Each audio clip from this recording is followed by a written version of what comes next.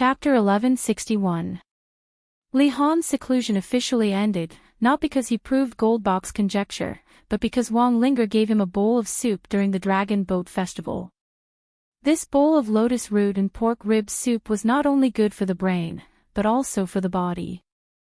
After drinking the soup, he immediately came back to life. When he was grilling the fish, his movements became faster. This way, the fish was more tender, more uniform, and more delicious. In the past few years, Li Han had been obsessed with mathematics and the Dragon Boat Festival, so he did not neglect his skills in grilling fish. The fish had just been caught by Shou Ning. The academy had protected this lake very well. The fish in the lake were delicious and naturally free of pollution. Whether it was steamed, boiled, stewed, or barbecued, they were all very good ingredients. Li Xian did not have such good fortune this time. He did not bother Li Yi for the past 2 days because the Empress was pregnant again. The due date was around the new year, so he had to stay by her side. Shanning fed Li Yi a piece of fresh fish and asked, "When are we going back to Rui City? I haven't seen Xiaomu for a long time." Li Yi thought for a moment and said, "After the new year." He did not know when they would come back after leaving the capital this time. The journey was long. Although the old lady was healthy, she had to plan the route well to minimize the bumpiness and fatigue. Moreover, before leaving, she had to see some old friends in the capital and say goodbye to some people. Shanning suddenly lowered her head. Her eyes were a little dim. She said, "I have asked my mother. She said she wants to stay in the capital and will not go with us." Concubine Yan was the wisest woman Li Yi had ever met. This kind of person was usually very assertive. Shanning wanted her to leave with them, but she refused, so there was no room for negotiation. Moreover, as the old imperial concubine, she could not leave the capital city as she pleased. Li Yi held her hand and said, "Don't worry. I will come back with you to see her every year." Shanning's eyes lit up again. She suddenly leaned over and kissed him on the cheek. Then, she blushed and lowered her head to work on the grilled fish in front of her. In the distance, Li Han was flipping the roasted fish. He withdrew his gaze and let out a long sigh. "Big brother Han, if you're tired, you should rest for a while." The beautiful girl walked over, took out a handkerchief, and gently wiped the sweat off his forehead. Li Han peeked at Duan Wu, who was standing at the side. When he saw that her face did not reveal any unusual expression, he was delighted and flipped the iron skewers in his hand even faster. The Jin kingdom had undoubtedly become the center of the world. The capital was becoming more and more prosperous, gathering merchants from various countries. He said angrily, he dared to sell fake test papers back then. He should have expected this day. After kicking him a few times, he still could not vent his anger. He picked up a long bench from a roadside stall and smashed it hard at him. In the end, the bench in his hand did not land on the person on the ground. A young man grabbed the bench in his hand and looked at him. He said, "It's wrong for him to sell fake test papers, but it's reasonable for you to buy fake test papers. You've hit him and you've scolded him. Enough is enough." The green-robed scholar saw that the other party was about the same age as him, but he acted like he was teaching someone a lesson. He felt even more indignant and said angrily, "Who do you think you are?" Smack! Li Yi gave him a backhand slap. Although he did not use much strength, that person was still sent flying. He lost a few teeth and lay on the ground, unable to recover for a long time. The other companions next to that person were also stunned on the spot. It was the first time in their lives that they had seen someone sent flying with a slap. For a moment, they did not dare to rush forward. However, they moved and surrounded Li Yi and Shanning. One of them quickly ran into the distance. Li Yi looked at Shanning and asked, "Are you hungry?" Shanning nodded in embarrassment. Li Yi smiled and said, "Then let's go in and eat something. This restaurant used to taste pretty good. I wonder how it is now." the old man from the restaurant walked to his side and whispered, "Young master, you should leave quickly. You won't be able to leave in a while." One of the young men glared at the old man, and the old man immediately stopped talking. Li Yi looked at the fatty lying on the ground and said to the woman beside him, "You guys come in too." Although the woman did not know the person in front of her, he was definitely not a bad person since he had helped earlier. Seeing his outstanding temperament, she could not help but be influenced by him. She only hesitated for a moment before nodding. She helped the fatty on the ground up and walked in. The old man's expression changed slightly. He looked at a waiter behind him and said, "Quick, go and get the shopkeeper here." Inside the restaurant, although the fatty's face was bruised, he still struggled to get up. He cupped his hands at Li Yi and said, "Thank you for your help just now, brother." He looked at the young man in front of him and then at the woman beside him. He didn't know why, but he felt that he had seen this woman somewhere before. Even this brother of his felt that she was very familiar. "You don't recognize me now? Didn't you say that we were fated when you sold me the fake exam papers?" Li Yi looked at him and said with a strange expression. The fatty's expression changed when he heard this. He trembled and said, You. He was a little terrified. If the person in front of him had also bought his fake exam papers, could it be that he wanted to beat him up by asking him to come in? Li Yi looked at him and said with a smile, "If you hadn't cheated me of 5 coins, would have kicked you a few times outside." You.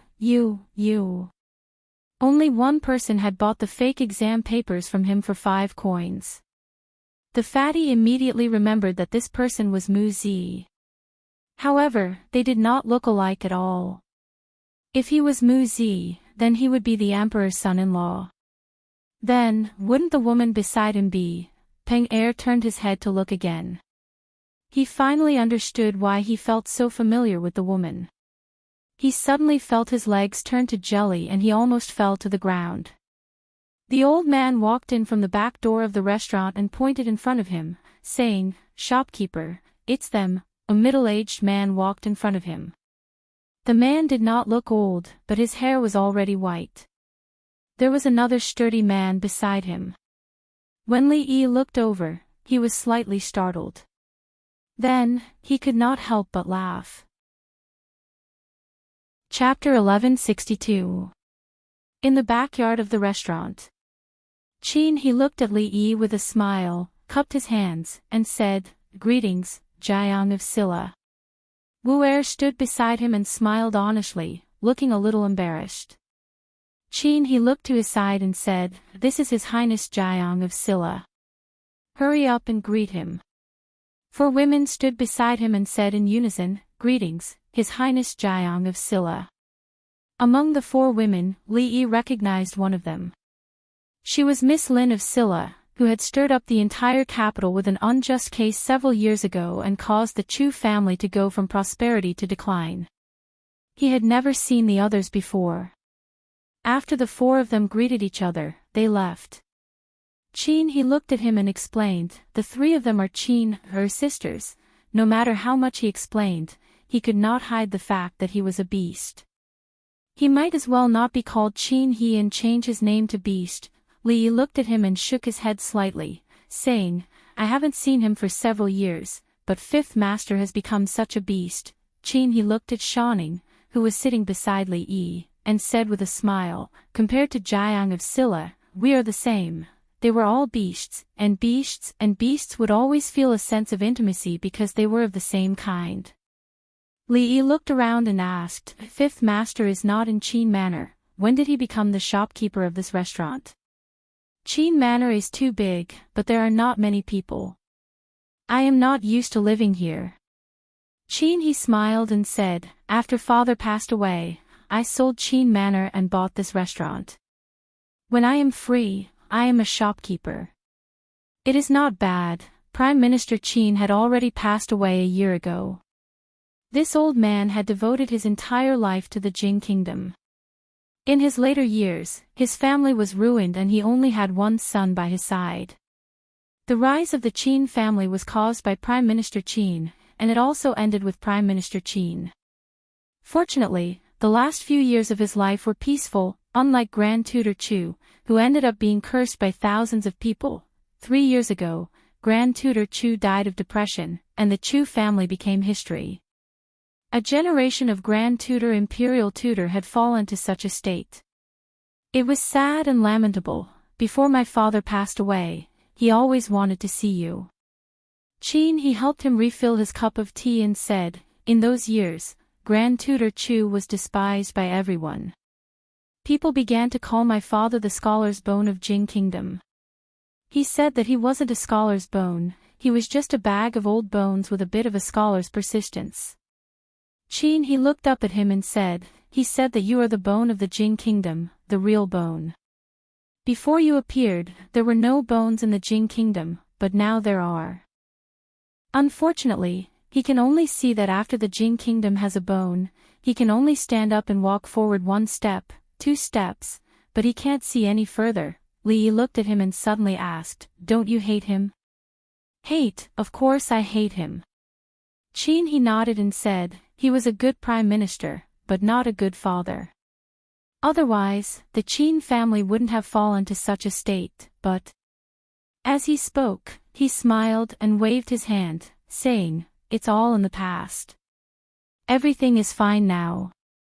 People still have to look forward and not always look back. As for Chin Li Yi couldn't give much of an evaluation.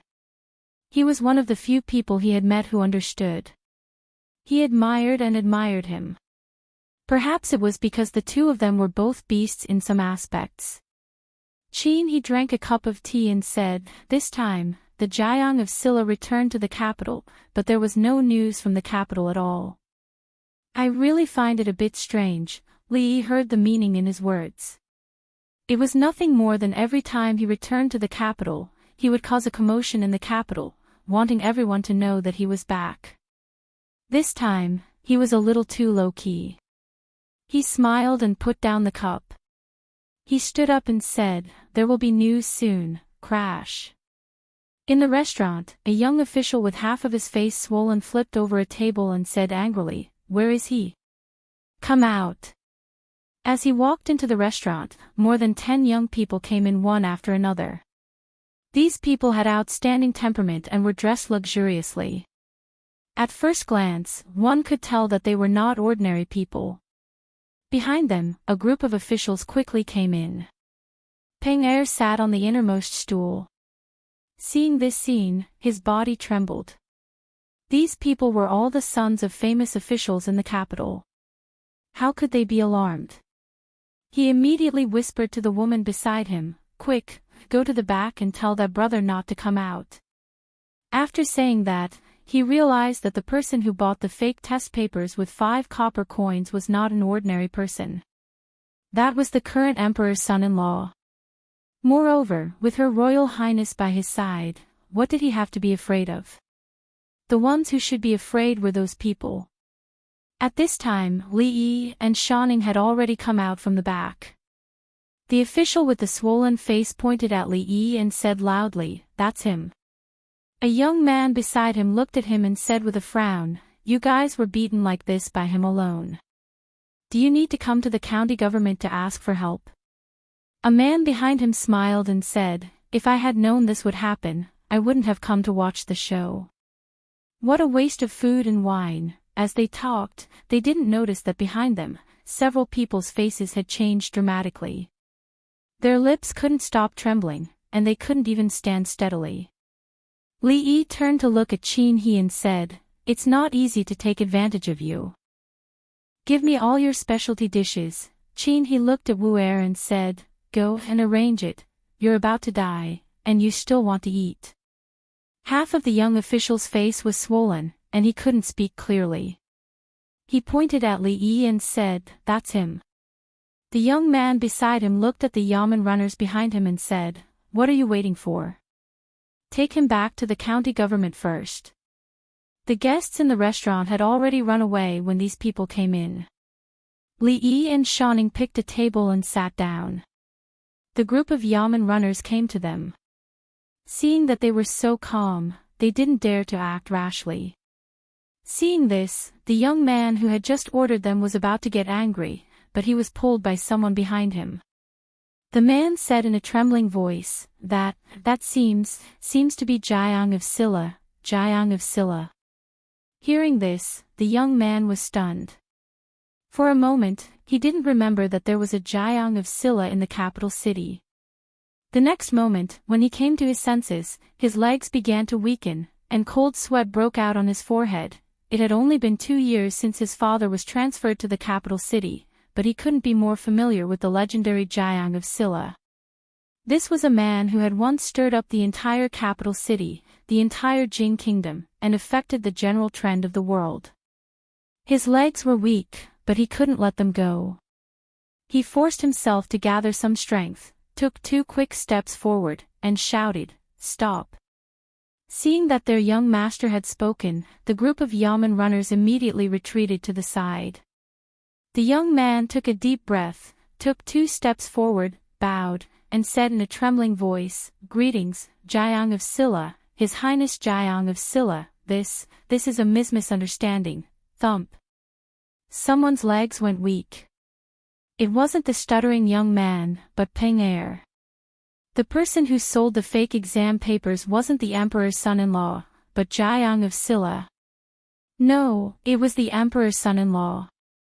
Jiang of Silla was the emperor's son-in-law. Jiang of Silla was the emperor's son-in-law, and the emperor's son-in-law was Jiang of Silla. He felt like he had discovered an incredible secret. Would he be silenced? "Greetings, His Highness Jiang of Silla, greetings, Your Highness." Seeing this, the dozen or so people also walked forward, trembling. Their faces were pale, and they all bowed to pay their respects. At this moment, their hearts were filled with regret. Why did they have to join in on the fun? The group of people almost surrounded the table. Li Yi looked back at them and said, "Why are you all standing here? Do you want to sit down and eat?" Chapter 1163. Being invited to a meal by Jiang of Silla, in the entire capital, there were only a few people who had this kind of qualification. What these young people felt at this moment was naturally not that they were overwhelmed by the favor, but that they were terrified. They were extremely regretful in their hearts. Why did they have to join in the fun today? At this moment, they were in a dilemma, but they did not dare to block the way, and they all retreated to the corner. And the servants accompanying them hurriedly left. As for the young scholar with a swollen face, his face was already ashen, paralyzed on the ground, and even his lips could not move. Li Yi looked back at the fatty and said, "Do you want to sit down and eat together?" "No need, no need." Peng Er hurriedly shook his head and said, "Thank you, Your Highness Jiang of Silla." Sitting at this table, one was Princess Shaning, and the other was His Highness Jiang of Silla. The matter of him selling fake test papers to His Highness Jiang of Silla was enough for him to brag for a lifetime. Eating at the same table with His Highness Jiang of Silla and Princess Shaning, what virtue or ability did he, Fatty Peng, have? Even the smoke on his ancestral grave did not dare to emit like this. Li Yi no longer forced him. He looked at him and said, "You can be considered to have hands and feet. If you use your mouth to do business, you will definitely not lose money. In the future, it is better to do less of this kind of thing." The woman next to Peng Er knelt in front of Li Yi and hurriedly said, "Brother Peng sold fake test papers just to treat my seriously ill mother. Please forgive him this time, Your Highness, we will definitely return the money in the future. He was wrong to sell fake test papers, but those who intend to cheat are not righteous people." Li Yi waved his hand and said, "In the future, it will be fine." Peng Er nodded and said, "I will definitely remember Your Highness Jiang of Silla's teachings." Li Yi looked at him and suddenly asked, "Are you interested in working at Jiang of Silla's residence?" He had had 2 brief encounters with Peng Er. Although his act of reselling fake exam papers seemed to be beneath him, the fact that he was able to stand out among all the fake exam dealers in the capital and successfully attract so much hatred showed that he still had a lot of redeeming qualities. After all, there were so many unscrupulous dealers in the capital who sold fake test papers, but he was the only one who was beaten on the street. This kind of person was born to do business. After they left this time, the Li family still needed a reliable person to take care of the business. This Peng Er would be of great use if he was properly trained.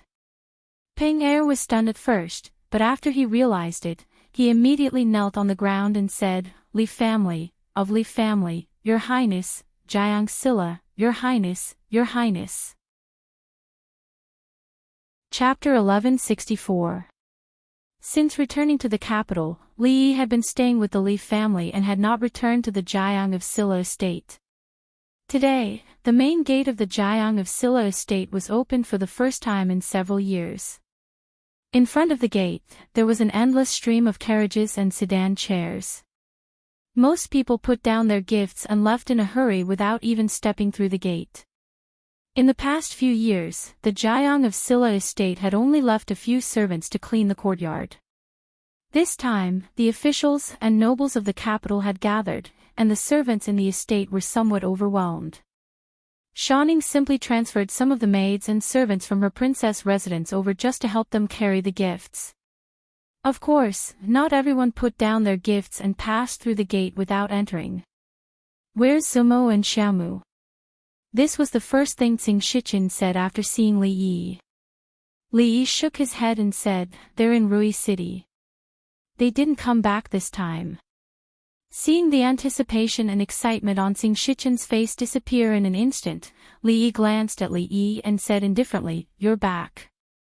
A mere minister of revenue dared to speak to him like this. After not seeing each other for a few years, Lord Tseng had become a lot more arrogant. However, for the sake of Zumo and Xiaomu, Li Yi did not argue with him for his lack of manners for the time being. Lu Dao walked over quickly with an excited expression on his face and said, Your Highness, you're back. Lord Lu's attitude was much better than his predecessors by many times. It's been 2 months since Yizhang left the capital to investigate the unjust cases. I'm afraid he won't be back in a short time. Lu Dao looked at Li Yi and said with some regret, He must be very happy to know that Your Highness has returned to the capital. Hearing Lu Yizhang's name, Xing Shichen looked at him and couldn't help but say, Your Anxi County is really full of talents. Old Zheng was right. Lu Dao had originally been the magistrate of Anxi County. In less than 10 years, he had climbed to the position of the capital governor. He had reached the pinnacle of being a local official. As for Lu Yi, he had been promoted from an insignificant constable to the current Minister of Justice. His position was the same as Xing Shichen's. He could be called a legend in the bureaucracy. The former magistrate of Qinghen, Dong Wenyun, was now the Minister of the Right. The former Anxi County lieutenant was now a king. No one would believe that there were so many big shots in a small county. The three of them sat in the courtyard. Li Yi ordered the kitchen to prepare a few dishes and a pot of wine. Lu Dao couldn't let go of him because of his identity. Xing Shichen ignored him because he didn't see Zuamo. After a few glasses of wine, they all started to talk. Li Duan looked at Emingzu and hesitated for a moment before saying, Auntie. Before Li Yi could correct him, he ran outside with Xiao Rui. The Zhao kingdom has sent an ambassador. Emingzu sat beside him and said, In the past few months, Xiao Yi personally led the army and broke through the cities of the Zhao kingdom with irresistible force. Now, half of the Zhao kingdom has fallen into the hands of the Qi kingdom. Li Yi thought about it and asked, The Zhao kingdom wants to borrow troops.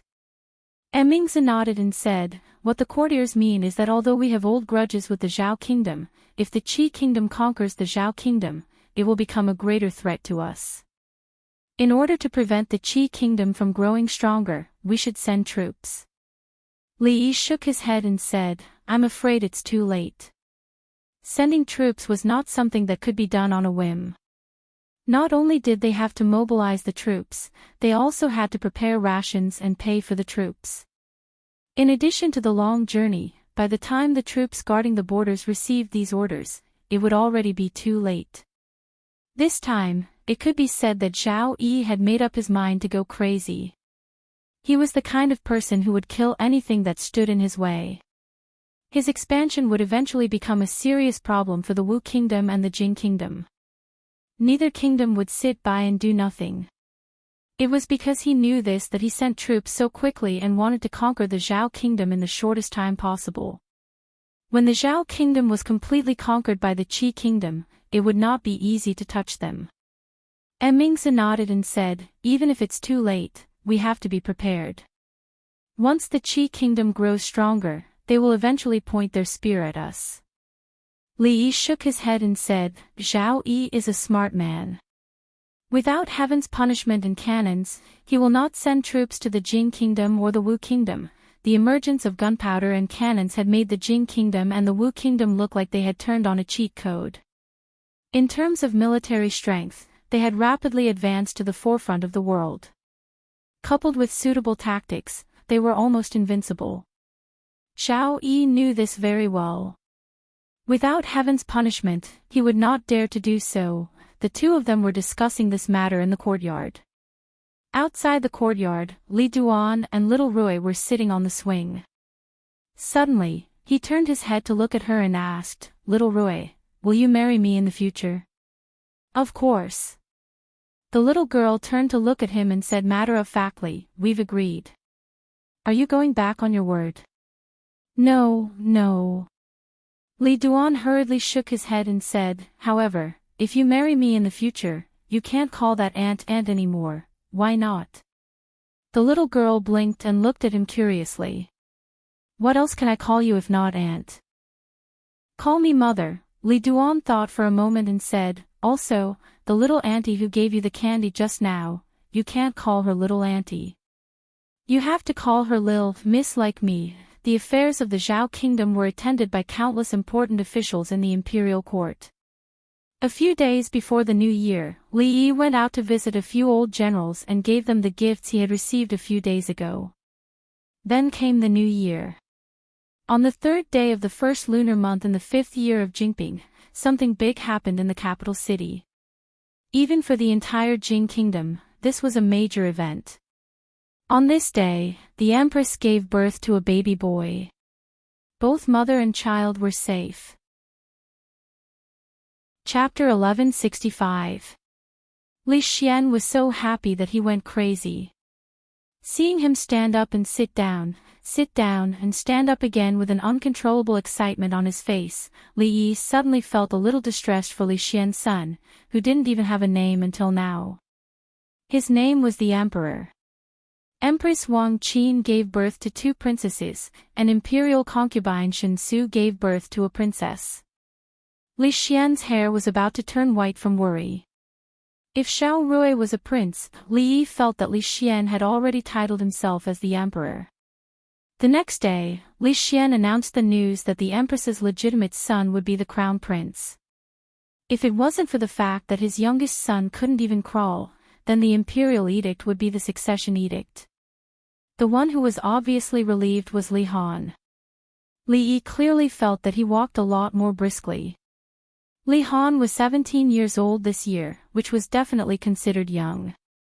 Young people were prone to make mistakes and didn't think about things comprehensively. Most of the time, they could only see the surface. Li Xian's crown prince didn't even have teeth. Even if he was educated according to the standard of an emperor, it would take at least 10 or 20 years for him to be able to take charge. Li Xian couldn't wait for 10 or 20 years. Therefore, before Wang Qin gave birth to the crown prince, Li Xian still had a bit of face. He would take into account all aspects and not pass the throne to Li Han. Now, he would not pass the throne to Li Han, but His Royal Highness Prince Jin couldn't run away. Because the crown prince was still young. When the emperor experienced the suffering of the people, he needed someone to assist him. Looking at Li Han talking to Duan Wu with a smile on his face, Li Yi couldn't bear to break his dream, so he let him sleep a little longer for the time being. This year's court meeting was not on the first day of the first lunar month. Those days were the empress's due date. In the royal family, this was a first-class event, so the date of the court meeting naturally had to be postponed.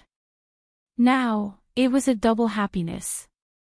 Li Yi originally did not want to participate in the Grand Court Assembly, but he wanted to see what Emingzhu looked like wearing a phoenix crown and a phoenix cloak.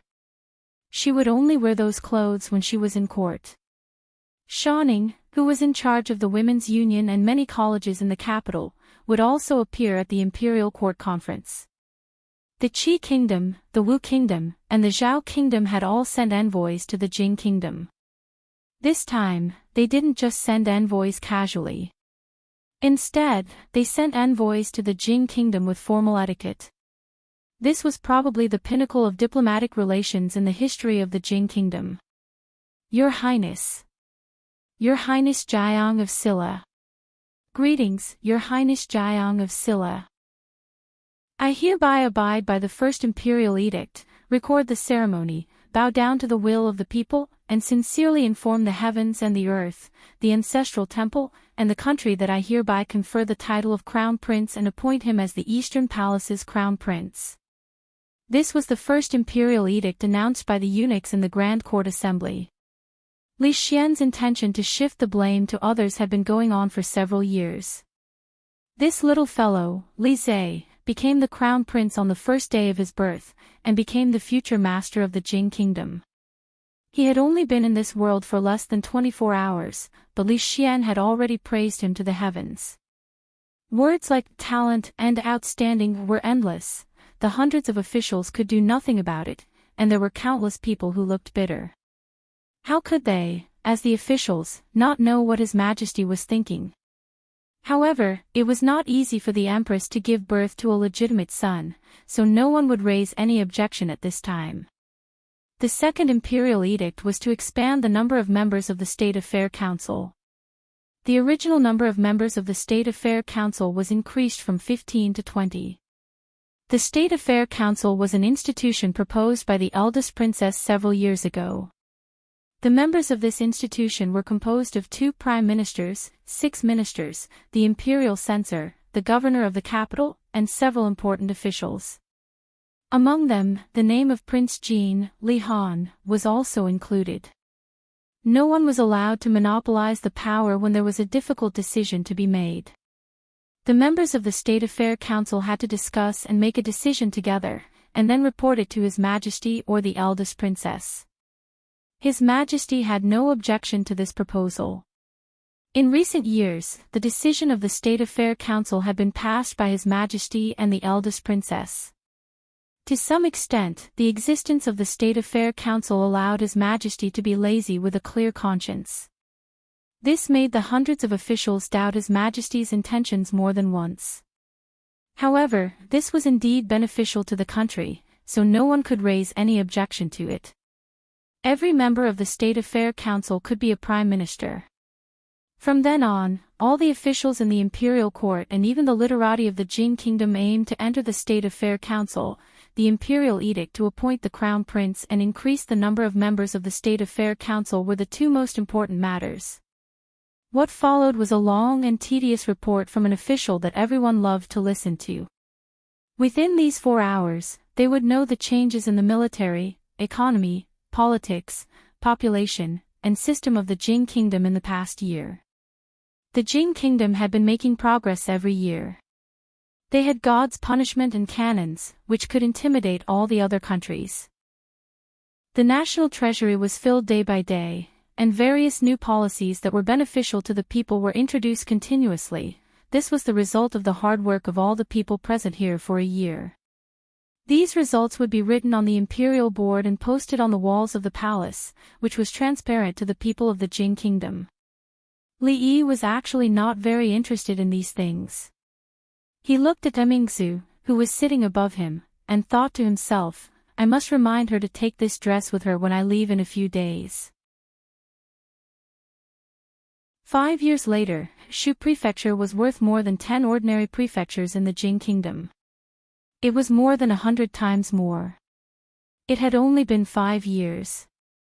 No one knew what would happen in Shuzhou in 50 years. All the officials in the hall were filled with regret. They couldn't help but turn their heads to look at the figure standing at the very front. They didn't know whether to feel fear or respect. Li Yi had been watching the progress of the Imperial Court Conference. After the officials of the various prefectures in the Jing kingdom finished their reports, it was time for the envoys from other countries to meet the emperor. Several years ago, the Jing kingdom was weak. The envoys of Qi and Zhao acted like they were in their own garden in the golden palace of the Jing kingdom. Their words and actions were quite inappropriate. But now, the situation was completely different. After presenting the generous gifts, the envoys of the small countries showed their subservience. The envoys of the Wu kingdom didn't send any gifts. Her Majesty just sent someone to deliver a letter of credence. In the first month of the 5th year of Jinghe, the Wu kingdom and the Jing kingdom officially established diplomatic relations. From then on, they would be friendly neighbors, non-aggression, trade barriers would be removed, and trade with each other. The gifts sent by the envoys of the Zhao kingdom were very generous. Because they came to ask for help. The army of the Qi kingdom was approaching the imperial city of the Zhao kingdom. If the Jing kingdom didn't lend a helping hand, it wouldn't take long for the Zhao kingdom to disappear in the long river of history. Although the envoys of the Qi kingdom were not as enthusiastic as those of the Wu kingdom, they also expressed their intention to establish diplomatic relations. When they presented themselves, the envoys of the Zhao kingdom kept a straight face from the beginning to the end. The imperial court conference started in the morning and lasted for several hours. It didn't end until the afternoon.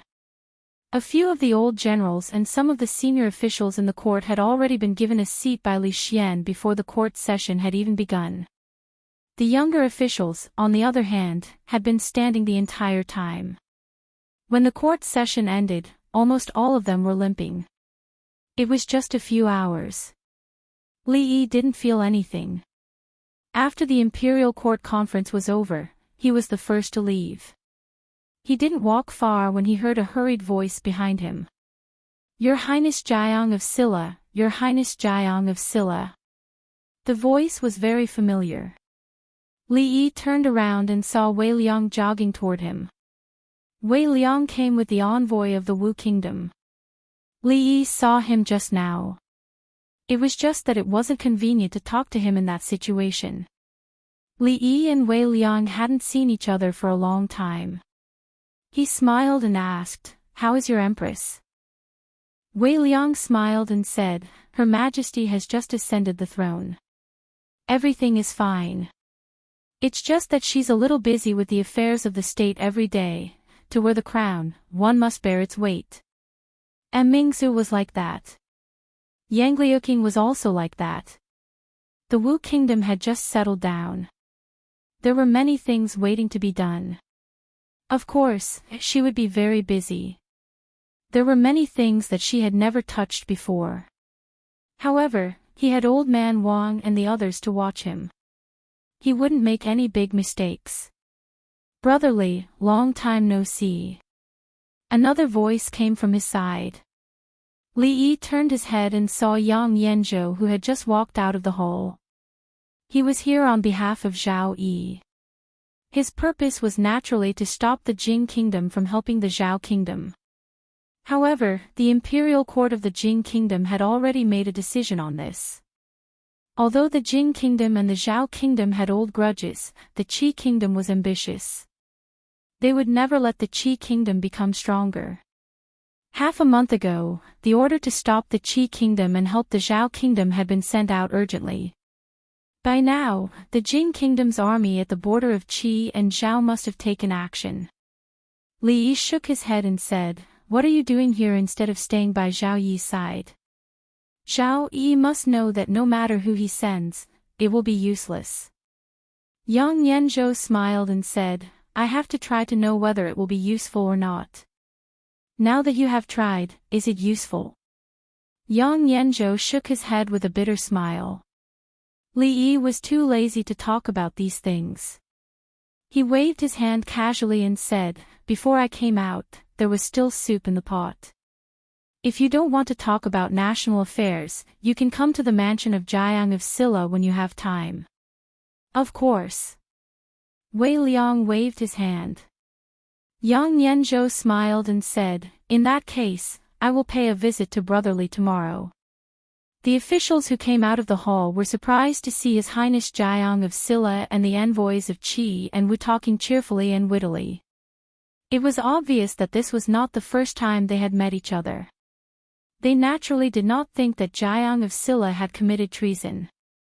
However, even the envoys of the Qi kingdom and the Wu kingdom seemed to be on good terms with him.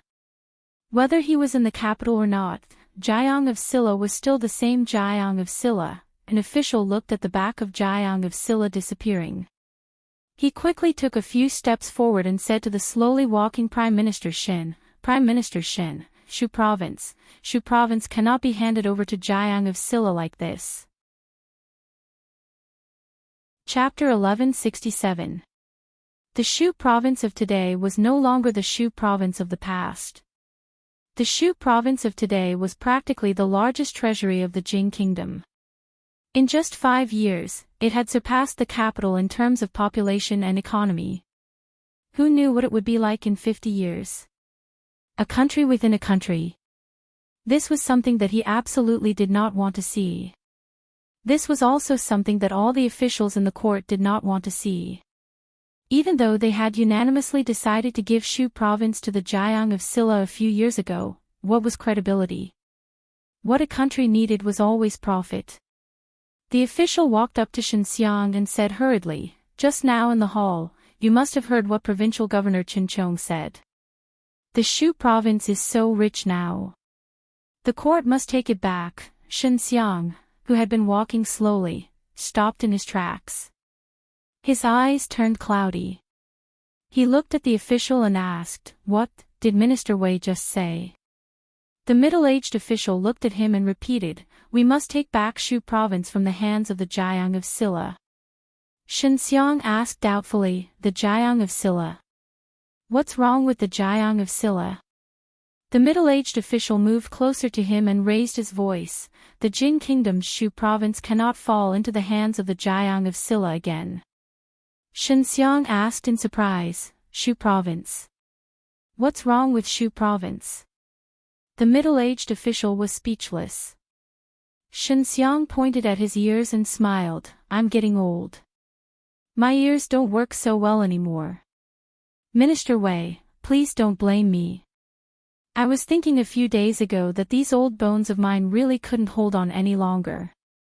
I was planning to resign from His Majesty in a few months." The middle-aged official was shocked. He immediately said, "Prime Minister Shen is the pillar of the court. You are a role model for us officials. If you leave, who else can suppress the treacherous officials in the court?" Shenxiang sighed and looked at the middle-aged official. He said, "For a country, although benefits are the most important, we can't just care about the benefits in front of us. We have to live up to our own conscience and the conscience of the world."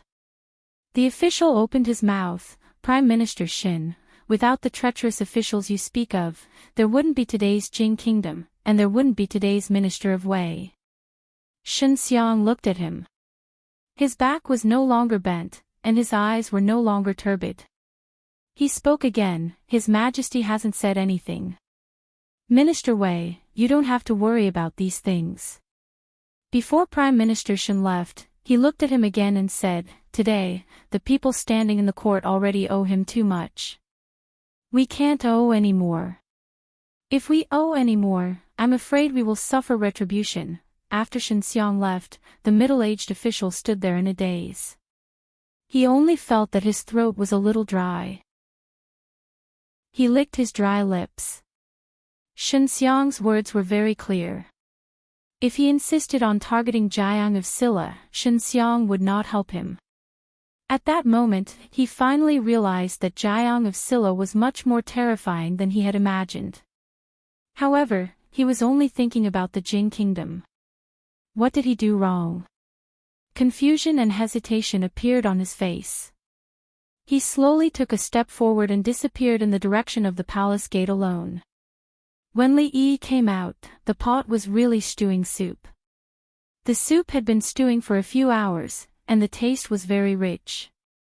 Ever since he realized that he had underestimated Emingzu, he picked up the skills that he had put aside for many years.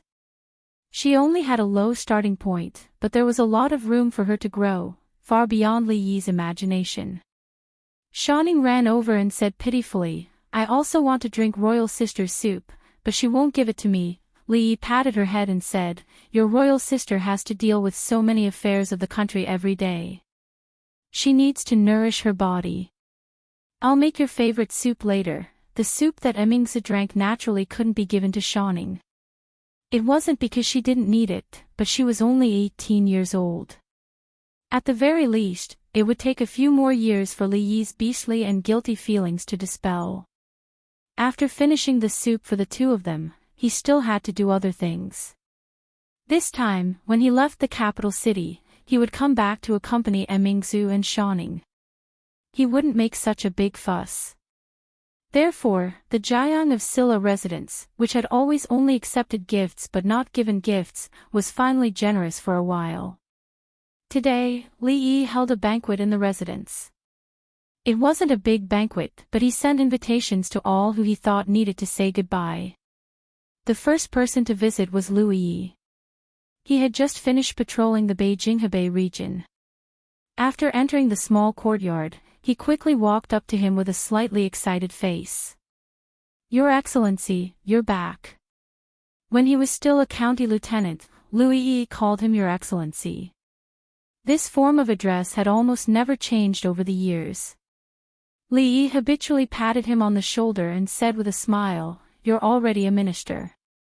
Shows some of the minister's manner and aura. The minister of the Ministry of Justice, who had always been impartial and upright, showed an embarrassed expression at this moment. Lu Dao and Xing Shichen visited him at the same time. Both of them came from the Anxi County government, so they naturally contacted each other frequently in the past few years. For some reason, Xing Shichen also hooked up with the two of them. Two ministers and a governor of the capital city had already occupied 3 seats in the State Affairs Council. As soon as Lu Dao and Xing Shichen sat down, Li Yi heard a rough voice. "Ha ha ha, little Li, I've known you for so many years, but this is the first time I've taken advantage of you. Today, take out all the good wine in your residence. I want to drink to my heart's content. Little brat, this is a once-in-a-lifetime opportunity. You must treat me with good wine and good dishes." It was rare for old General Xue and old General Ma to be united. There was no question of who was bigger or smaller, or who could urinate higher or further. It seemed that they were ready to make a killing on Li Yi. Li Yi smiled and said, "Rest assured, old generals. Today, I will personally cook and treat you well." Li Han had originally planned to sneak out with Duan Wu, but Li Yi conveniently grabbed him as a helper. In the entire capital, Li Yi really could not find a more qualified roaster than him. The fish caught from the lake of the Mathematics Institute were still fresh, and there was no shortage of sauce. All that was left was Li Han. Dong Wenyun came together with the Shin family and the Wang family. Dong Wenyun was the son-in-law of the Shin family. The Shin family could be considered as one family with 2 prime ministers and an imperial concubine in the palace. However, the Wang family's empress gave birth to the crown prince. It was hard to say who would be the final winner. However, at least on the surface, they seemed to be in harmony. There were also some relatives of the Li family, but there were only a few of them. Wei Liang and Yang Yanzhou also chose to freeload today. Li Yi reckoned that he had to find a few helpers. Otherwise, he would not be able to handle so many people at once. Today, the Jiang of Silla residence, from the inside to the outside, from the master to the servants, everyone was exceptionally busy. Wei Xian stood at the entrance of the Jiang of Silla residence and hesitated for a long time. He did not know whether he should step in or not. After he returned, he thoroughly investigated the information about the Jiang of Silla. The results of the investigation made him unable to sleep for the entire night. His poetry was unparalleled. Even an uneducated child could recite a few sentences. Every word of his could be sold at a sky-high price. He had never seen anyone whose calligraphy was sold at a price of a word. He had reached the peak of what a scholar could achieve.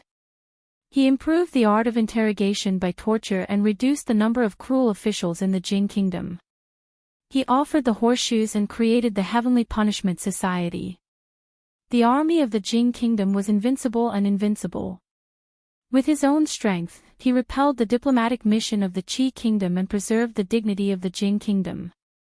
He established the school of mathematics and started a new school of mathematics. He eliminated a large number of vermin in the court, the politics, economy, military, commerce, agriculture of the Jin kingdom. As long as Wei Xian could think of it, the shadow of Jiang of Silla could be seen.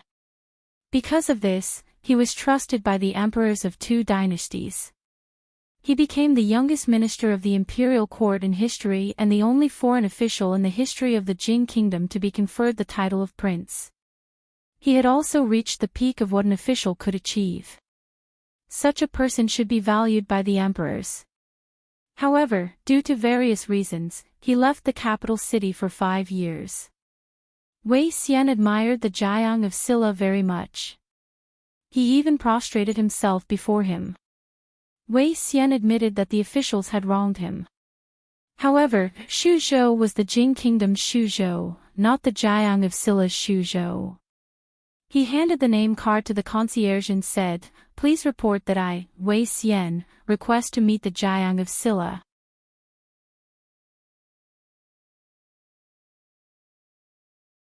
Chapter 1169. Since the day the crown prince was born, the capital city had been immersed in jubilation.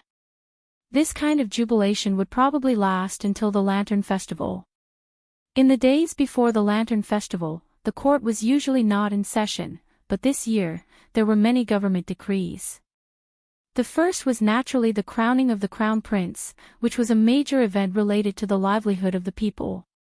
Then, the court announced to the public that they would help the Zhao kingdom, helping the Zhao kingdom to resist the Qi kingdom. The formal establishment of diplomatic relations with the Wu kingdom, from then on, the 2 countries would be equal and mutually beneficial, which could be regarded as the third major event. Zhao Yi's plan failed, and Yang Yanzhou was about to return in vain. "This time, I'm afraid I can't see you off, Brother Li." Yang Yanzhou would leave in 3 days, and Li Yi would stay a few days longer than him. Li Yi looked at him and shook his head, saying, "Isn't it good to stay obediently in your Qi kingdom? Why do you have to go through so much trouble?" Yang Yanzhou smiled and said, "His Majesty often said that a person's life is only a short few decades. Once it's over, you can't go back. Since that's the case, you might as well be bold, see the people you want to see, do the things you want to do, and live in this world not in vain." Why didn't Li Yi realize before that Zhao Yi had the potential to be a philosopher, and a chicken soup philosopher? However, that was his business. A queen lover was not qualified to laugh at an emperor lover. Zhao Yi was free to do whatever he wanted. He nodded and said, "Then I wish him good luck." Yang Yanzhou nodded and said, "Since His Majesty ascended to the throne, he has been working day and night and has been sick. He has caught a cold for several months and hasn't recovered. I hope Brother Li's auspicious words." Wei Liang left the second day after Yang Yanzhou's departure. Both the Wu kingdom and the Qi kingdom had just stabilized their regimes, but the 2 countries were walking in completely different directions. Zhao Yi wanted to strengthen the country through external expeditions, while Yang Liuqing wanted to take the path of stability and peace. This was also the plan that Li Yi had formulated for her from the beginning. By the time we left, the citizens of the country were almost completely loyal to His Majesty. When His Majesty entered the capital, some of the large clans in the capital provided great assistance. If not for that, we would not have been able to take down the capital so quickly. Wei Liang said. Then, he shook his head and said, "However, after His Majesty ascended to the throne, those large clans united and formed many constraints on His Highness. The Wu kingdom was different from the Jin kingdom and the Qi kingdom. During the uprising in Yangliuqing, he made use of the contradictions between the landlords and the peasants, and between the aristocratic families and the country gentry. Basically speaking, the interests of the aristocratic families were at stake. Under this historical background, it was impossible for those large clans that occupied a large amount of resources to be completely wiped out. There needed to be a balance between them, and this balance was not so easy to achieve. A few days ago, Li had already received the news that Rui had gone to the Wu Kingdom. After the matter in the capital was settled, they would first return to Rui City and stay for a few days before going to the Wu Kingdom. Li nodded and said, "In a few days, I will go to the capital to take a look." A look of joy appeared on Wei Liang's face as he said, "That couldn't be better." After Wei Liang left, Li Yi also walked out of the small courtyard. Voices came from the roof. "Xiao Rui, I'm leaving soon. You have to miss me. Father said that when my brother grows up a little, I will be able to go and find you. How old will you be when you grow up a little?" "Oh my, very soon, in a month. At the very least, I'll have to wait for a year. Ah, that's a long time. It's a little long, but by then, we will have already grown up. Why don't you marry me? Then we won't have to be separated, okay? What if Uncle Li doesn't agree? Then we will elope." Li Yi did not know that the eldest young master of the Li family had already planned to elope with the eldest princess. He left the prince's mansion and went to the imperial palace. He and Emingzu stood in front of a palace. This was an independent palace, surrounded by a high outer wall, forming an enclosed courtyard. In fact, there were not many people living in the imperial palace. Li Xian and the others lived in Hibiscus Garden, so did the Empress Dowager and old princess. The other concubines of the former emperor were also arranged by Li Xian to live in other courtyards. The imperial palace had become a cage. And this palace was a cage within a cage. Naturally, there would be prisoners in the cage. "Let me out, you traitors, traitors! Save me, where are the imperial guards? Come and save me. Open the door for me, I want to go to the imperial court.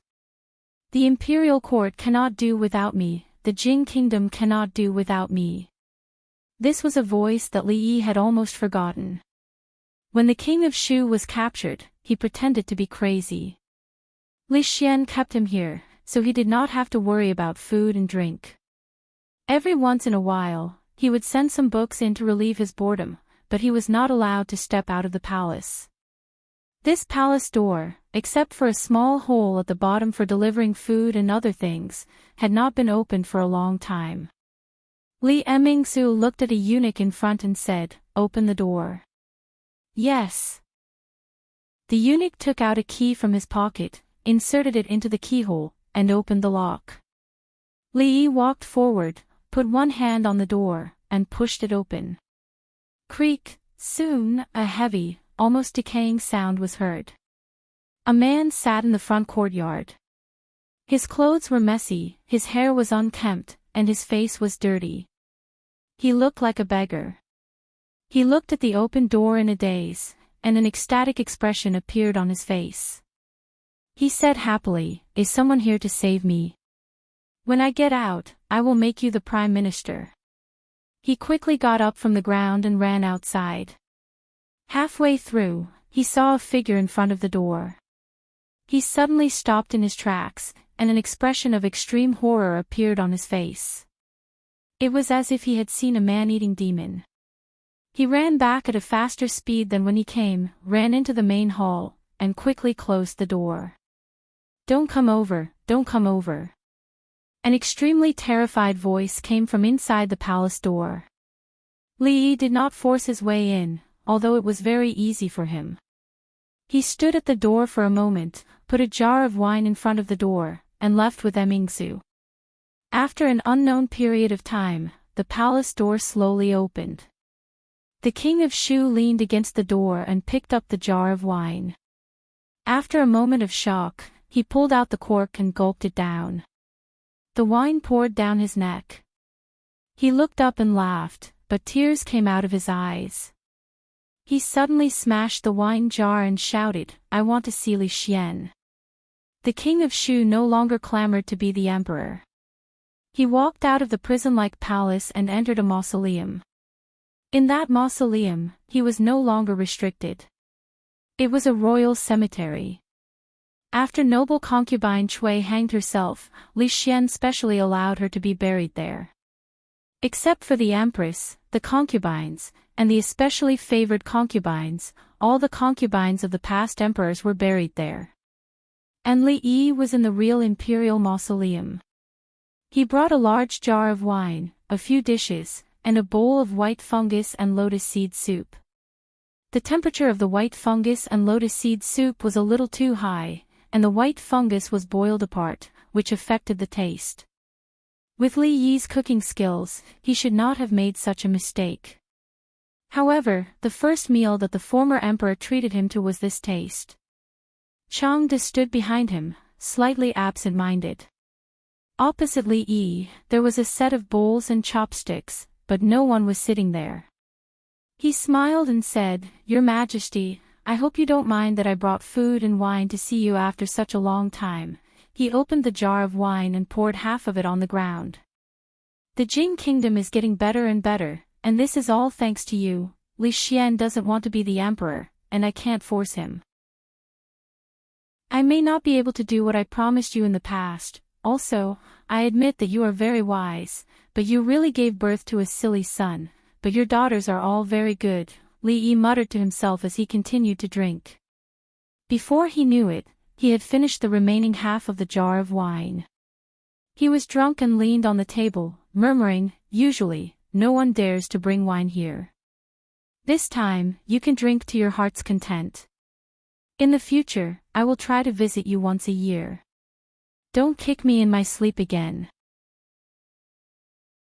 Chapter 1170. After the Upper Yuan dynasty, there was no festive atmosphere in the capital. Everything remained the same. Many things happened at the beginning of the year, such as the birth of the crown prince, the establishment of diplomatic relations between Jing and Wu, and the resistance against Qi Dui Zhao. This should be the most eventful beginning of the year for the Jing kingdom in recent years. The cold of spring had not passed, and the sky had just brightened. There were already many vendors who had woken up early on the streets of the capital. The vendor who sold breakfast exhaled and rubbed his hands vigorously. He said, "The business is still good during the new year. One day is equivalent to half a month's business. It would be great if the new year was celebrated every day." The butcher who was 10 feet away mocked him, "Then why do you have a stall? Go home and hug your wife while dreaming.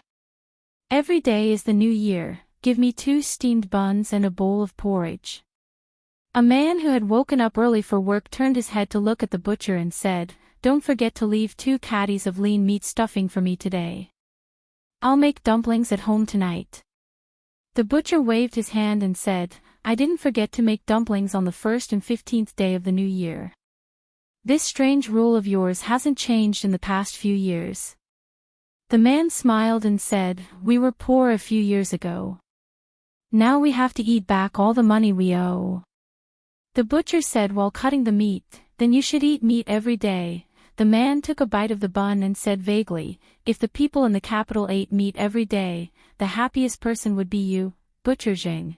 It was really hard to do business in the past few years. There were wars every day, and the people didn't have much money left. We couldn't even sell the steamed buns." The vendor who sold breakfast added. The man drank a mouthful of porridge and said coldly, "It's all because of that mother * King Qi kingdom. Why can't they know their place? In the past, they teamed up with the Zhao kingdom to fight us, and now they're fighting the Zhao kingdom. They even beat their own people." Butcher Jing chopped the meat and said, "It's all thanks to His Highness Jiang of Silla's heavenly punishment. Otherwise, I'm afraid we'd still be bullied." Sigh, "I heard that His Highness returned to the capital a few days ago. I wonder if he'll leave this time. With His Highness not in the capital, there hasn't been a big event in the capital for years. Let's go." The man finished his breakfast and left behind a few copper coins. He wiped his mouth and said, 2 days ago, when I passed by the gate of the Jiang of Silla's manor, the main gate of the manor was already closed. His Highness has probably already left Jingdo. There are still so many playboys in the capital. Jing Tufu sighed and murmured, why did His Highness leave? In Hibiscus Garden, Li Xian held his son in his arms and swayed left and right. He also sighed and said, they leave just like that every time. 3 small figures ran over from afar. In the front was a little girl about 5 or 6 years old. She hugged his arm and said, Father, Father, I want to learn martial arts. Li Xian nodded and said, learn, learn. As long as your mother agrees, Imperial Father will also agree. Mother has agreed. The little girl smiled and said, I'll go find Aunt Emingzu. After saying this, she seemed to remember something and murmured, Aunt Emingzu is no longer in Jingdo, then I'll go find little aunt. Oh, little aunt eloped with the prince consort. Li Xian looked at her in surprise and said, eloped? Who taught you that? The little girl rolled her eyes and said, little aunt said that when you leave with someone you like, it's called eloping. After saying this, she didn't wait for Li Xian to ask any questions and quickly ran away. Li Xian shook his head and stopped thinking about this matter. He lowered his head to look at the sleeping child and whispered, Xavier, you have to grow up quickly. In another part of Hibiscus Garden, 2 young girls walked hand in hand on the grass, chatting about something with smiles on their faces. Li Han held the kite string and followed behind the 2 of them. The corners of his mouth couldn't help but curl up. However, when he thought of something, the corners of his mouth couldn't help but curl up and turn into a bitter smile. In the military academy, a group of young people wearing thin clothes were swimming in the mud. Old General Shui stood at the side, holding a long whip in his hand and waving it from time to time. He then passed the whip to old General Ma beside him.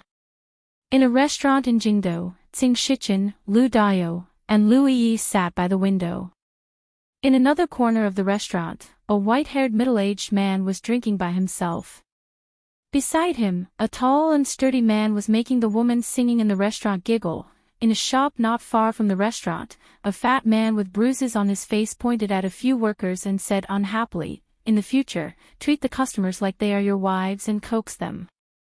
How do you coax your wives at home? How do you coax customers here? In a royal cemetery outside the city, a bearded young man waved a hoe and painstakingly cleared the weeds around a lone grave, in the Zhao Kingdom. 3 days ago, the imperial city of the Zhao Kingdom had been besieged by the army of the Qi Kingdom. 10 miles away from the imperial city, tents were erected one after another.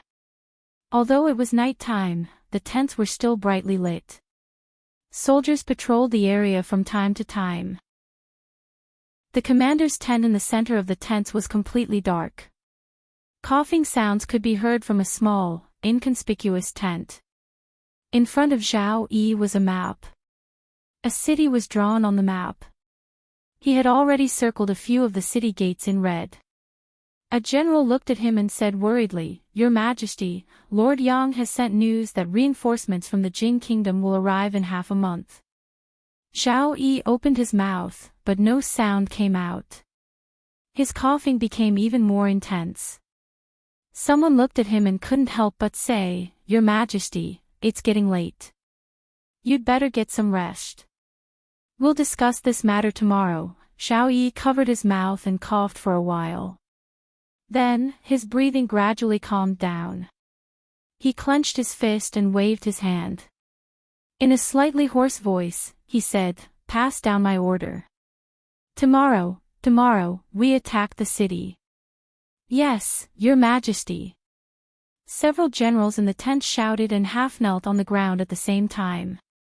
After everyone had left the tent, Zhao Yi unclenched his fist and stared blankly at the trace of blood on his palm, in the Wu Kingdom.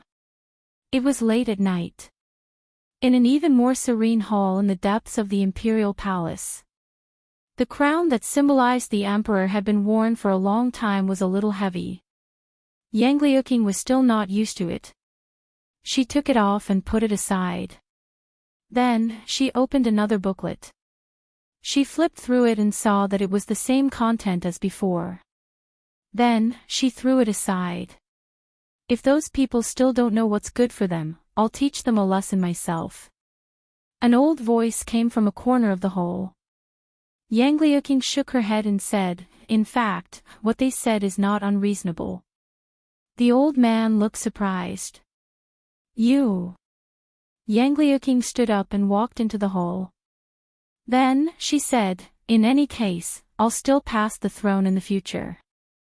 The next emperor of the Wu kingdom must also have the bloodline of the Yang family. The old man was gloomy for a moment and asked, among those people they proposed, is there anyone you like? Yang Liuqing shook her head. The old man lowered his head and seemed to be thinking about something.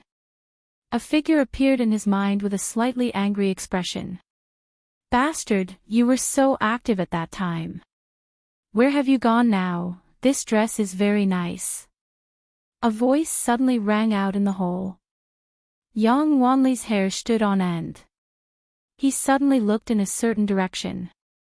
The next moment, he breathed a sigh of relief.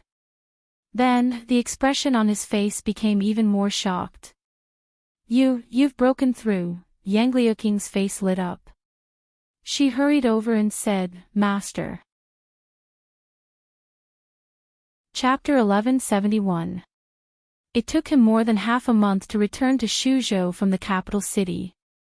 Mainly in consideration of the two old ladies' health, Li Yi deliberately slowed down. He would rather take a long detour than take the dangerous mountain path. It was just after the Lantern Festival when he left. When he arrived in Shuzhou, it was almost April. Rui, Li Mu, and Li Jin accompanied the two old ladies. Shaning would not leave this time. Yong Ning was naturally happy. Li Duan was also very happy because Shaning spoiled him the most. His closeness to Shaning must have been established since she took care of him when he was a child. Whether it was the capital city or other places, Li Yi always felt very depressed. As for Shu Prefecture and Rui City, they stood among the rolling mountains.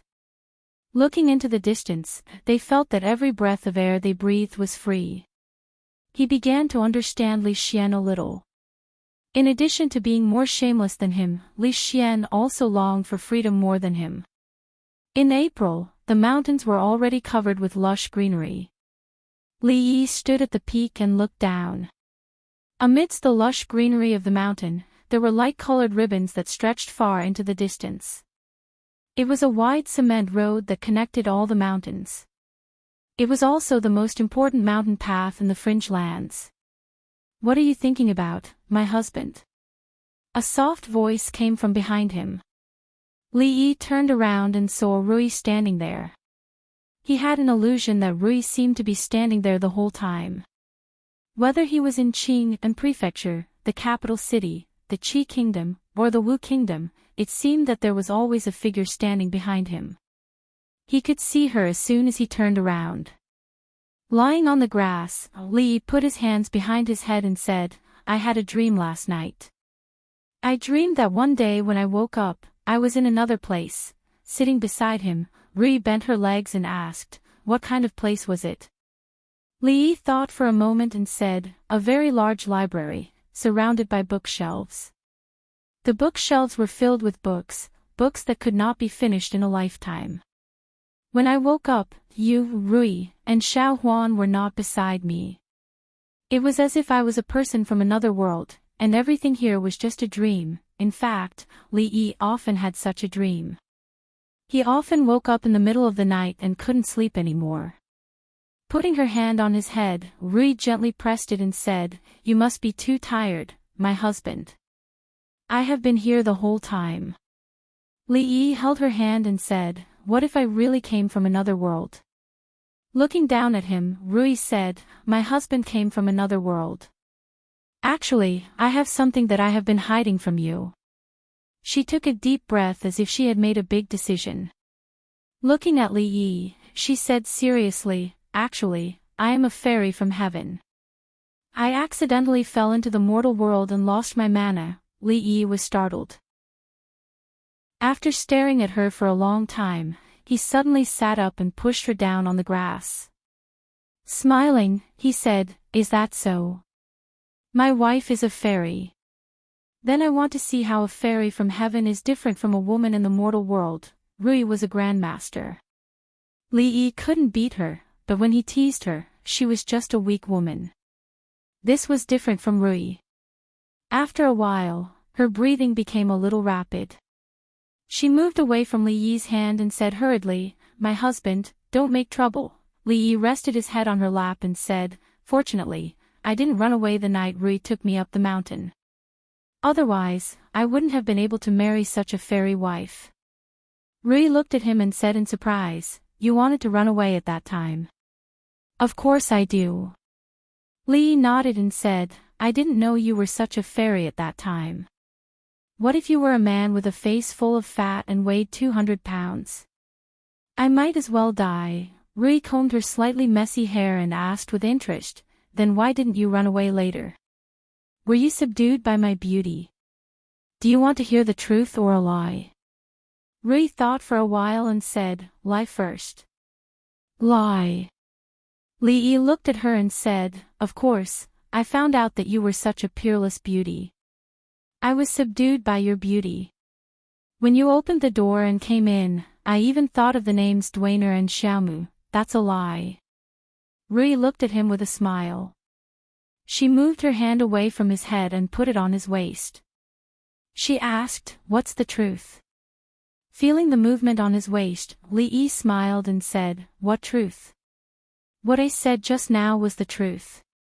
It couldn't be more true." He immediately felt a pain on his waist. Rui looked at him and said, "If you don't say it, you can sleep with Sister Emingzu or Sister Wanru tonight." "Of course not." Emingzu and Wanru hadn't entered the room yet. They definitely wouldn't let him enter the room. Although Rui usually didn't fight for anything, Ruoqing and Zuemo would definitely listen to her, not to mention Xiao Huan. Li Yi thought for a while and said, "Actually, I wanted to wait for you to come in, knock you out, and then run, but then you smashed the solid wooden table with a single slap." Li Yi was still a little scared when he thought about it. "If I ran at that time, would you hit me?" "Yes." Rui nodded without hesitation and said, "I would still do it now." There was no good result from telling the truth. Every once in a while, Li Yi would be able to come up with a famous saying. Women only wanted to listen to good things, regardless of whether they were true or not. This was like how they could say they weren't beautiful, that their faces were thick, and that their buttocks were round, but men definitely couldn't go along with what they said. Otherwise, they would be courting death.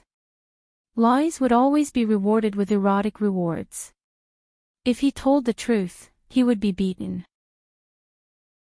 Rui had been violent for so many years, and she began to learn Rui's gentleness. Rui had been gentle for so many years, and she began to learn Rui's violence. Li Yi felt that he might have discovered a theorem. Between sisters, the theorem of gentleness never changes, or the theorem of violence never changes. Gentleness wouldn't disappear out of thin air, nor would it appear out of thin air. It could only be transferred from one sister to another, and the total amount would always remain the same. The same was true of violence. How to find the balance between them was a problem that he needed to study in depth in the next few years, decades, or even decades.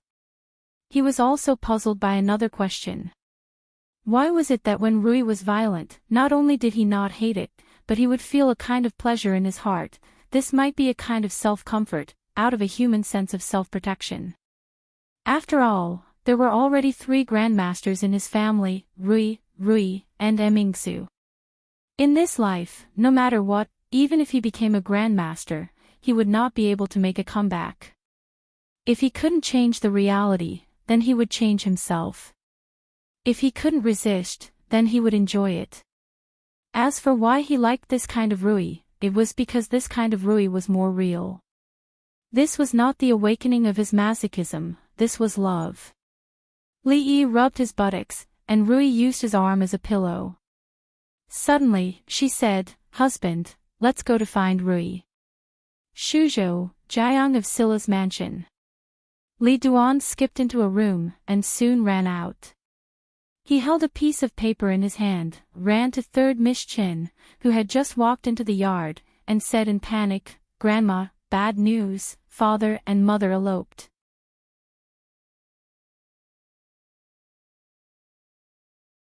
In May, not only did the warm wind of early summer sweep across the land, but there was also a thunderous news. In the lotus garden of the Jing kingdom, when Li Xian woke up from his afternoon nap, he found several old generals standing in front of the palace with solemn expressions. In the Wu kingdom, the imperial court meeting had just ended. The officials walked out of the main hall, their faces still filled with disbelief. A month ago, the capital of the Zhao kingdom, Qiang, was conquered by the Qi kingdom.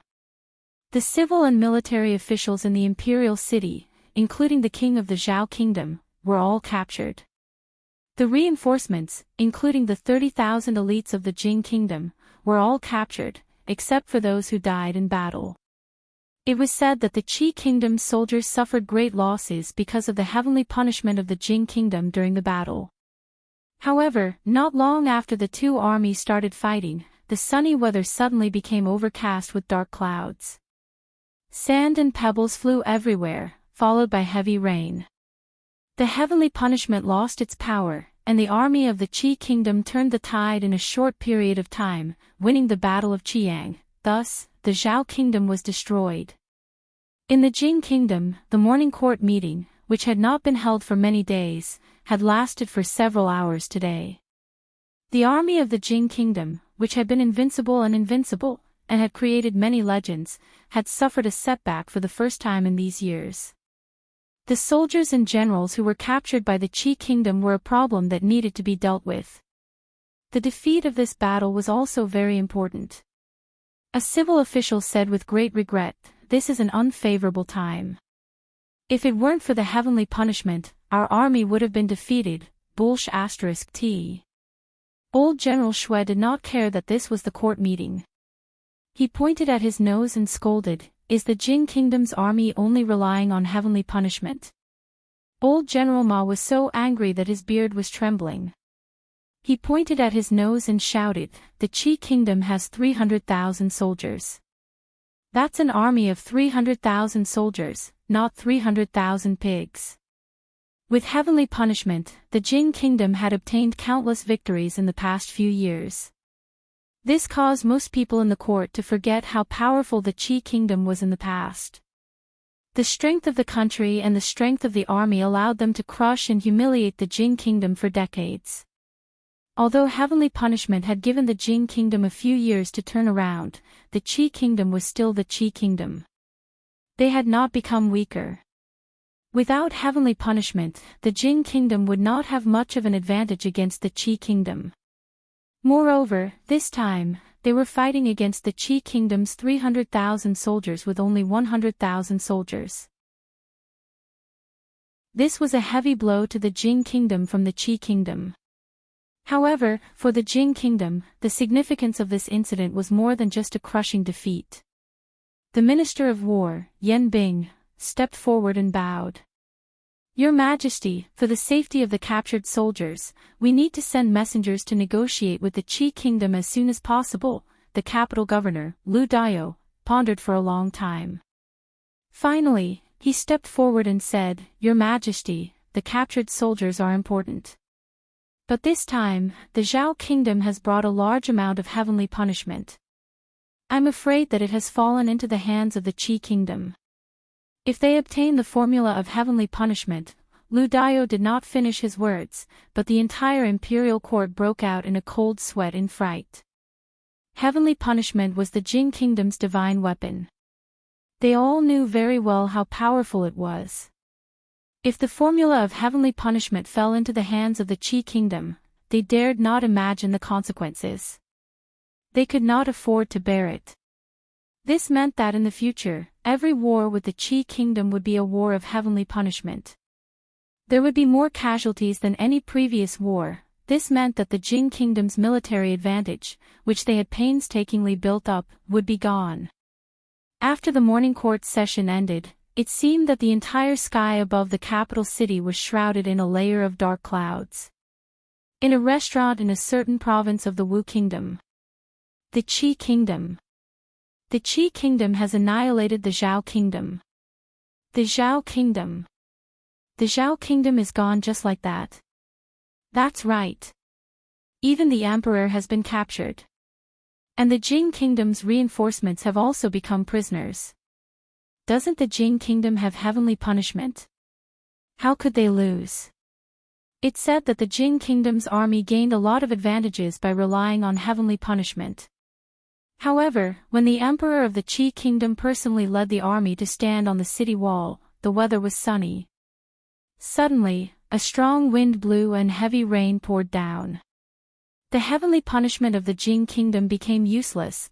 I heard that the Qi Kingdom's emperor invited the Sea Dragon King to help and extinguish the heavenly punishment of the Jing Kingdom. The small restaurant was now crowded with people. The destruction of the Zhao Kingdom was a big deal to them. Because the Zhao Kingdom had always been stronger than the Wu Kingdom. Even the Zhao Kingdom was destroyed by the Qi Kingdom. If the Qi Kingdom pointed its blade at them, would the Wu Kingdom be able to withstand it? In a very short time, the whole restaurant was in a state of panic. In a remote corner of the restaurant, Li Yi withdrew his gaze from the crowd.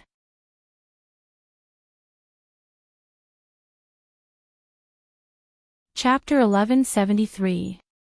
There was a famous battle in history called the Battle of Kuanyang. In the Battle of Kuanyang, Lu Xiu defeated Wang Mang's army of 400,000 with only 20,000 soldiers. This was a famous example of a battle in which one side defeated many. 20,000 people against more than 400,000. This seemed like an impossible task. However, in the Battle of Kuanyang, a meteor flew into the enemy's camp. During the battle, strong winds blew and torrential rain poured. In an extremely short period of time, many extremely bad weather conditions appeared. With the help of the celestial phenomenon, Lu Xiu won the Battle of Kuanyang, which seemed almost impossible under the circumstances. Because of this, Emperor Guangwu of Han was jokingly called the Son of the Dimension and the Great Magister by later generations. Although Zhao Yi didn't summon meteors to help like Emperor Guangwu, the news of him inviting the Sea Dragon King had already spread to several countries. Li Yi didn't really believe in the Son of the Dimension and luck. However, he couldn't deny that Zhao Yi's luck was extremely good. Rui sat beside him and said softly, "Husband." Li Yi retracted his gaze and shook his head. "It's okay. We've finished eating and rested for the night. In less than 10 days, we'll reach the Wu Kingdom's imperial capital." He had expected the Qi Kingdom to defeat the Zhao Kingdom, but he didn't expect it to be so fast. They practically swept through everything in their way and headed straight for the Zhao Kingdom's imperial capital. Although they could conquer the Zhao Kingdom in an extremely short period of time, it exposed a bigger problem. After conquering the Zhao Kingdom, they would need to spend a lot of effort to suppress the rebels in the Zhao Kingdom. This would take a very long time. This wasn't Zhao Yi's style of doing things. A hint of doubt appeared on Li Yi's face. What was Zhao Yi so anxious about? Zhao Kingdom, Qiang. The original capital had become the capital of a fallen country. A month ago, Qiang City was conquered. The king of the Zhao Kingdom and his concubines, the royal family of the Zhao Kingdom, and all the officials were captured. Inside the palace, the officials gathered together once again. "Your Majesty committed suicide for his country yesterday." A middle-aged scholar stood in front of the hall and said calmly, "A fine bird chooses a good tree to nest in. Grand Tutor, the Zhao Kingdom has fallen. Why are you so stubborn?" Ha ha ha. Opposite him, a white-haired old man threw his head back and laughed wildly. A loyal subject does not serve two masters. The Zhao Kingdom has fallen. His Majesty has died for his country. I, along with the Zhao Kingdom, will die with His Majesty. He turned around, looked at the crowd behind him, and shouted, "Who's going with this old man?" A middle-aged official stepped forward and laughed. "This lowly official is willing to go with Grand Tutor."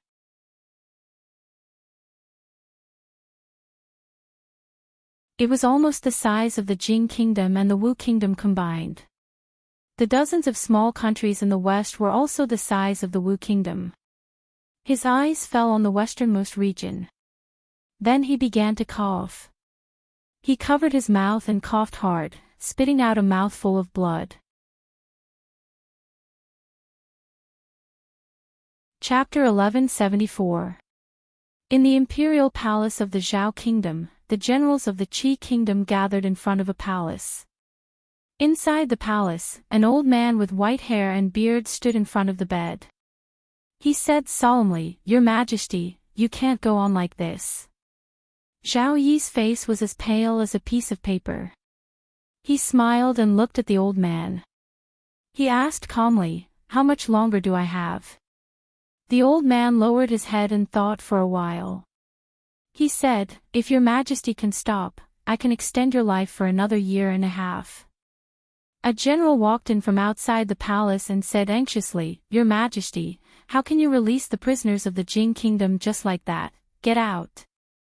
Before Zhao Yi could speak, the old man turned his head and said coldly to him. The general looked at him, shrank his head, and walked out dejectedly. Outside the palace, a general glanced at him and said, "Dr. Hua said not to let those trifles disturb His Majesty's thoughts and waste his energy. Why are you going to join in the fun at this time?" The general showed an unconvinced expression and said, "That's 10,000 people. Even if we can't exchange them for divine punishment from Jingguo, we can still exchange them for a lot of other things. These days, they've eaten a lot of our food. Have you calculated how much we've lost if His Majesty just let them go like this? Is this the first time you understand His Majesty's character?" The general looked at him and said, "It is because they are from the Jing kingdom that His Majesty released them." Hearing this, the general sighed and said no more.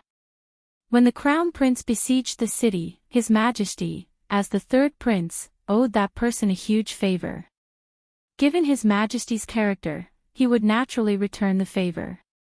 Speaking of which, compared to the fool who gave the Qi kingdom to His Majesty, the 10,000 prisoners that His Majesty gave to the Jing kingdom were really not enough. Thinking of this, His Majesty felt much better. He could only let out a long sigh as he watched a huge piece of meat slip away from their mouths. In the palace, the old man looked at Zhao Yi and said seriously, "Your Majesty, let's stop here. I will do my best to nurse your Majesty's body, don't worry." Zhao Yi smiled and said, "Our journey has just begun.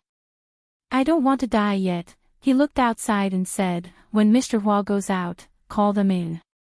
The old man frowned. "Your Majesty," Zhao Yi smiled. "Just a few words." The old man looked at him and could only sigh in the end. He walked to the door and glared fiercely at the generals, saying, "After you go in, be careful what you say. If His Majesty's condition worsens, I won't forgive you." A few of the Qi kingdom's generals, who were known for their decisiveness on the battlefield, lowered their heads and nodded in agreement. In terms of military strength, with the advantage of Tianfa, the other countries were deterred. Even the Qi kingdom could not stop its edge. However, without Tianfa, there was not much difference between the Jing kingdom and the Zhao kingdom. If the Qi kingdom could conquer the capital city of the Zhao kingdom in just 4 months, it was possible that it could conquer the capital city in a year. Now, the Qi kingdom also had Tianfa. Although it was only a small number, if it was used on the Jing kingdom, they would definitely pay a very painful price. This slap woke up many of the officials in the court. It turned out that the Jing kingdom was not as powerful as they had imagined.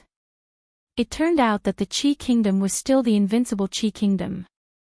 However, after destroying the state of Zhao and releasing the captives of the state of Jing, they actually continued to march westward without stopping.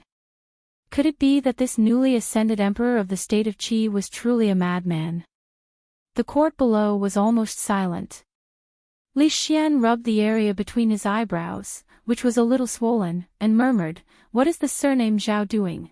When Li Yi learned that Zhao Yi had unconditionally released the captives of the Jing kingdom, he was already in a province of the Wu kingdom, which was only a day's journey away from the imperial capital.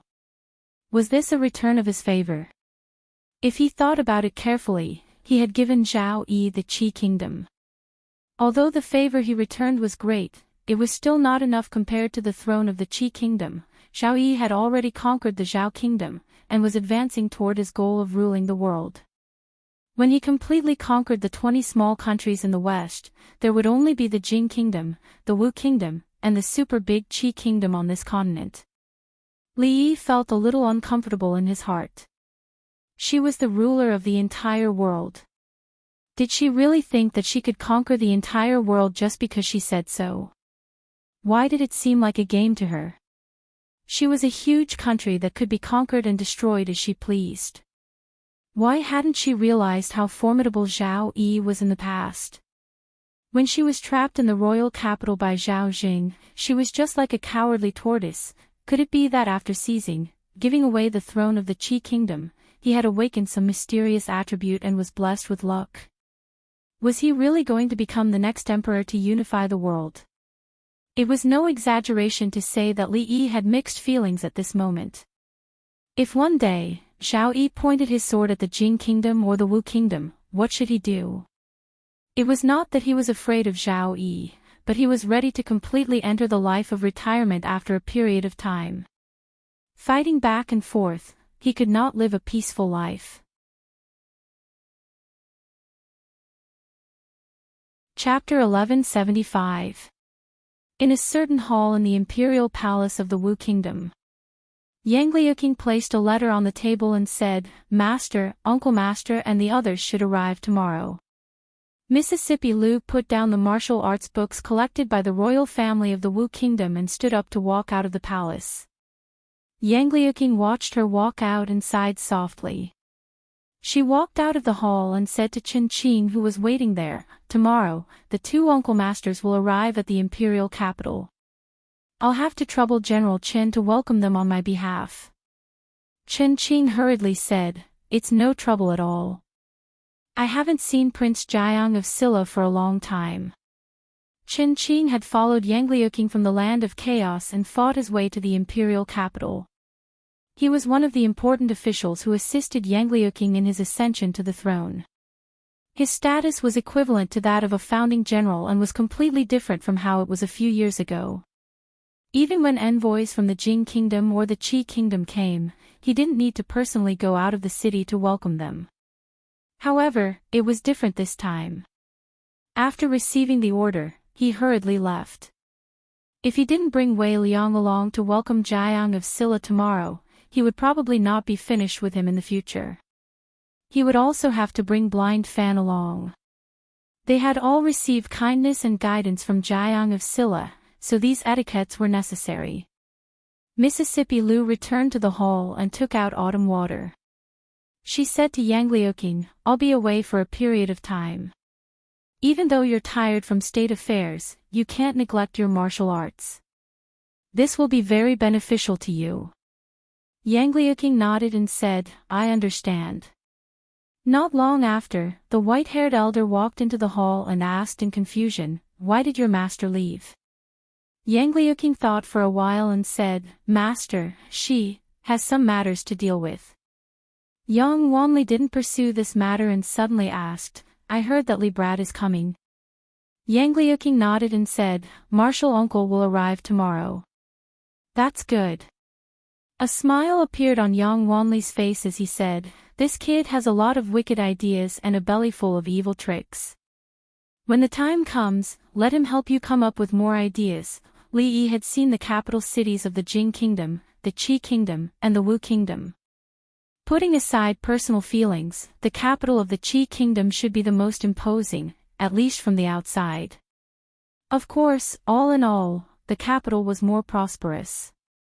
The Wu kingdom's imperial city was the most wretched of the 3. Along the way, Li Yi and Rui learned more about Wu Guogua. After a decade of turmoil, the Wu kingdom wanted to restore its foundation. It was a long-term task and not something that could be done in a short period of time. Yang Liuqing had just ascended to the throne not long ago. Everything in the Wu kingdom was waiting to be done.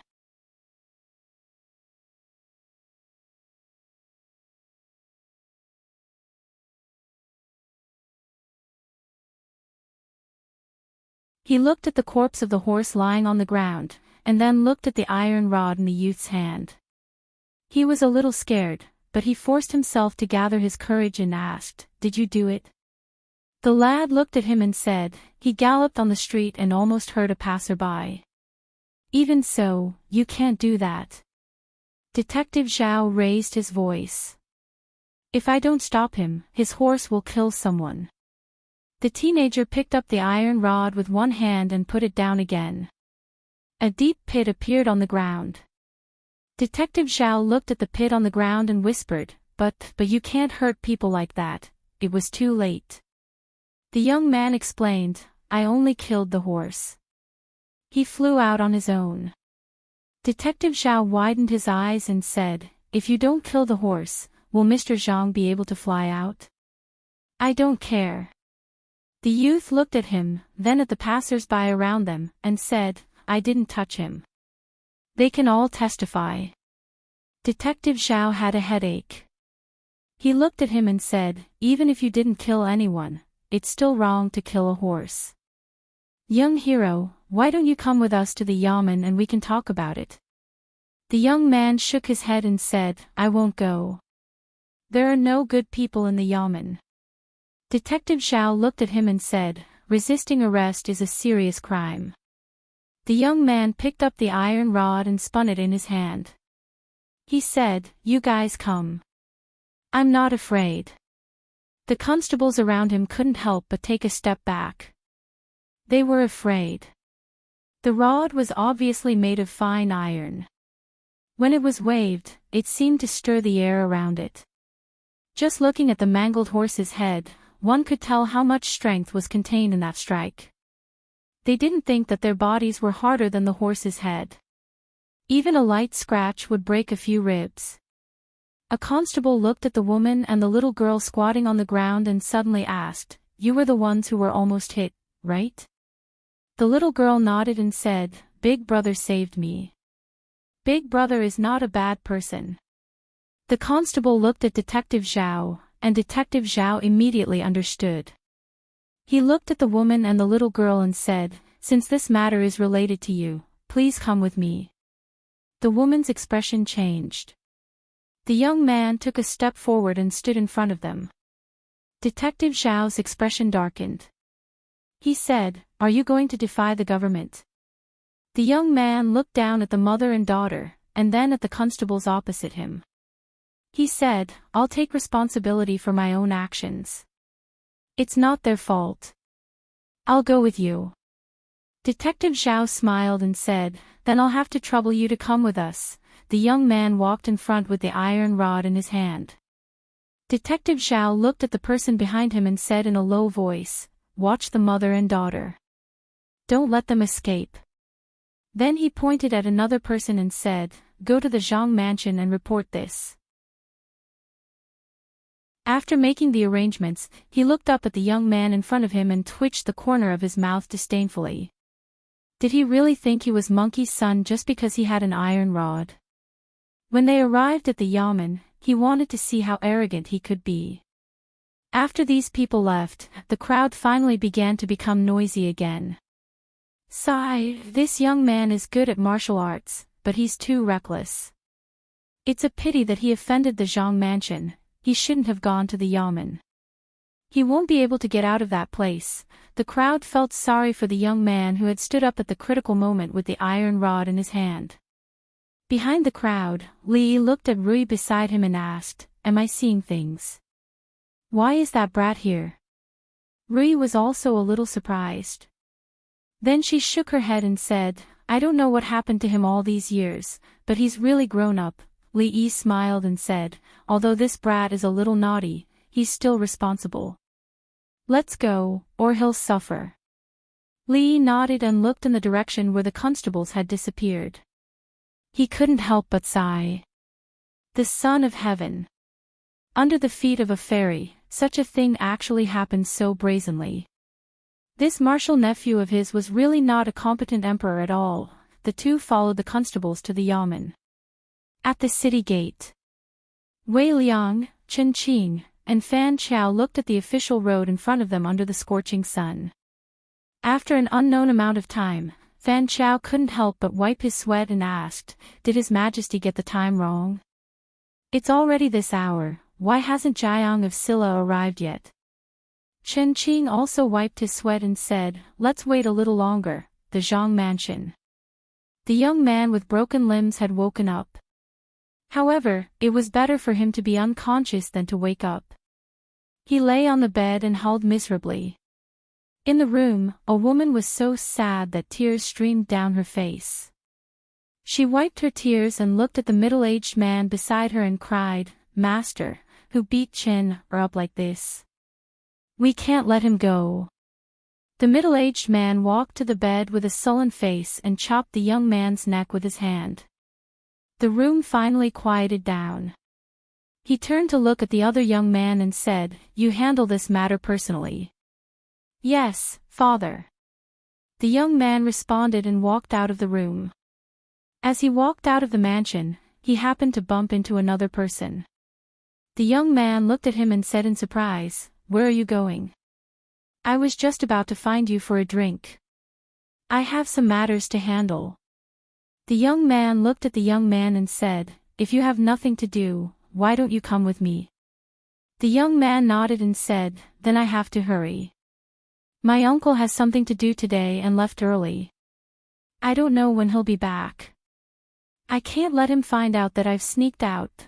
You're tuning into the Journey of the Soul YouTube channel. Don't forget to subscribe and join us on this journey to catch the most captivating stories.